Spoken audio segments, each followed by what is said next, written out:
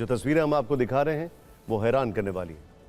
नेपाल में बुधवार को आई आपदा को अब 60 घंटे बीत चुके हैं और अब भी वहां के मलबों से शव मिलने का दर्दनाक सिलसिला जारी है। यकीन मानिए, जो डेब्री है वो लगभग ग्राउंड फ्लोर के ऊपर फर्स्ट फ्लोर तक टच कर रहा है और वहां पर रिलीफ, सर्च और रेस्क्यू ऑपरेशन बहुत मुश्किल है। तीसरे दिन मौतों का आंकड़ा बढ़कर 547 हो गया। 1500 लापता लोगों की तलाश अब भी जारी है। 27 पुलिसकर्मी भी शामिल हैं। सैलाब के बाद रेड क्रॉस ने आज ही बताया है कि सैलाब की वजह से 93,000 से अधिक लोग प्रभावित हुए हैं। इसके बाद नेपाल में मौजूद रेड क्रॉस की टीम ने एक ऐसी फिक्र जताई है जिसने नेपाल के रोंगटे खड़े कर दिए हैं। ये जानने से पहले जरा इस ड्रोन वीडियो को देखिए जो कुदरत के क्रोध को बयां कर रहा है। दूर दूर तक जहां भी नजर जा रही है सिर्फ बर्बादी के निशान है। 2 दिन पहले तक जिन घरों में जिंदगियां बसती थीं अब वही घर वीरान खंडर जैसे दिखाई दे रहे हैं। नेपाल में ऐसा ही मंजर आपको रासुवा, नुवाकोट, धादिंग जिलों में दिख जाएगा। सबसे ज्यादा तबाही यहीं मची है। लेकिन वहां क्या ये 3 जिले एक बार फिर से डेंजर जोन में हैं? क्या नेपाल में बाढ़ की विनाशलीला दोबारा देखने को मिल सकती है? क्या नेपाल में तिब्बत की तरफ से सैलाब वाली तबाही फिर से आ सकती है? नेपाल पर अगले कुछ घंटे इतने भारी क्यों बताए जा रहे हैं? चाइना ने क्यों इसको लेकर एक वार्निंग इशू कर दी है? इसका जवाब हम आपको मौके पर मौजूद हमारे सहयोगी आकाश वत्स की ग्राउंड रिपोर्ट, रेड क्रॉस और चीन की तरफ से जारी वार्निंग और नेपाल के इन जिलों में सुनाई दे रहे बचाव वाले अनाउंसमेंट से देने की कोशिश करेंगे। पहले जरा ये वीडियो देखिए।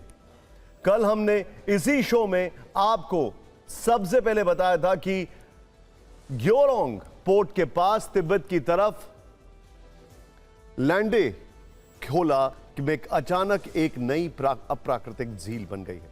यह झील करीब 150 मीटर लंबी है। इसकी गहराई 40 से 50 मीटर तक बताई जा रही है। सबसे बड़ी चिंता है झील में लगातार बढ़ता पानी। कल तक इसमें करीब 20 लाख क्यूबिक मीटर पानी था, लेकिन आज पानी बढ़कर करीब 25 लाख क्यूबिक मीटर हो गया है और अगले 2 दिनों में इसका पानी 50 लाख क्यूबिक मीटर तक पहुंच सकता है। यह इतना पानी है जितना 1200 ओलंपिक साइज स्विमिंग पूल में होता है। ऐसी आशंका है कि 1 सितंबर तक पानी का दबाव सबसे ज्यादा होगा और इतने दबाव में यह झील कभी भी टूट सकती है, क्योंकि एक नेचुरल रिजर्वॉयर बना है जिसके बांध कभी भी खुल सकते हैं ओवरलोडिंग, ओवर प्रेशर से। लेकिन उससे पहले इस झील ने किस कदर नेपाल को भयभीत कर रखा है अब यह देखिए। नेपाल को चीन की तरफ से ऐसी सूचना मिली है कि इस झील से पानी का रिसाव शुरू हो चुका है। इसका पानी काफी नीचे घाटी तक पहुंचने लगा है। इसका असर भी दिख रहा है। नेपाल की भोटेकोशी और त्रिशूली नदी में पानी का जलस्तर तेजी से बढ़ रहा है। इसके वीडियो नेपाल प्रशासन की ओर से जारी किए गए। प्रशासन ने चेतावनी का अलार्म बजा दिया। भोटेकोशी में अचानक नई बाढ़ की वार्निंग दे दी गई है। अधिकारियों ने भोटेकोशी, त्रिशूली और नारायणी नदियों के किनारे बसे लोगों से उच्च सतर्कता बरतने की अपील करते हुए फौरन जोखिम भरे स्थानों से निकलकर सुरक्षित स्थानों पर चले जाने को कहा है। लोगों को सतर्क करने के लिए बाकायदा इलाकों में अनाउंसमेंट भी किया जा रहा है।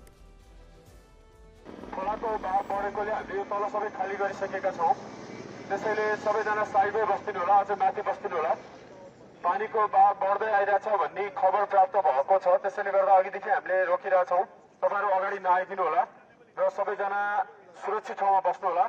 यहाँ कतिपय चाहिँ अगाडि आइदिनु भएको छ। यो तलतिर कतै वरिपरि हुनुहुन्छ भने पनि कृपया सुरक्षित ठाउँमा सुरक्षाकर्मीले, भोलिन्टियरले भनेको कुराहरूलाई चाहिँ यहाँहरूले मानेर सुरक्षित ठाउँमा बस्दिनु होला। धन्यवाद।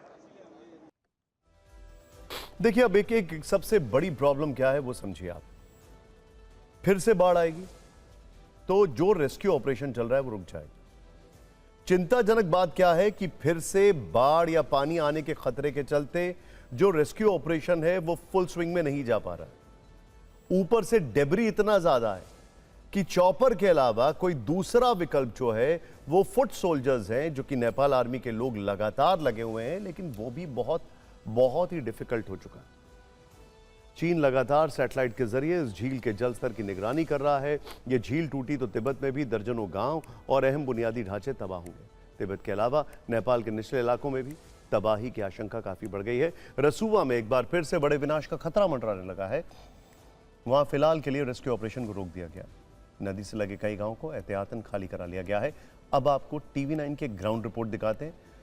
हमारे सहयोगी आकाश वत्स और वीडियो जर्नलिस्ट मनीष डोरियाल जिस समय वहां से रिपोर्ट कर रहे थे, तभी इन लोगों और बचाव दल की टीम को फौरन निचला इलाका छोड़कर ऊपर चले जाने को कहा गया। उस वक्त एक और विनाशकारी बाढ़ का डर कैसे बढ़ गया, इस न्यूज रील में देखें।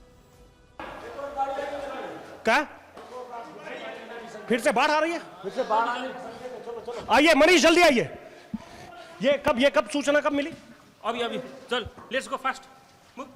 ये अभी सूचना मिली है कि फिर से बाढ़ आ सकती है और इसी सूचना के बीच हम इस स्थान को छोड़ रहे हैं। मनीष जल्दी आइए। यहाँ जो टीम खड़ी थी वो टीम और सारे लोग यहाँ से बहुत तेजी से निकलते जा रहे हैं। मनीष तेजी से आइए, चारों तरफ अफरा तफरी का माहौल है। लोग यहाँ से किसी तरीके से निकलना चाहते हैं।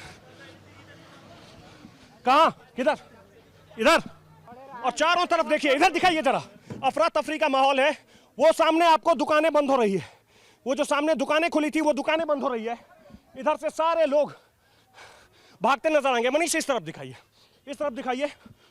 यहाँ जितने लोग हैं उनको साफ तौर पर कहा गया है कि वो जल्दी से जल्दी इस इलाके को खाली कर दें और उन्हें यहाँ से बाहर जाने को कहा गया है।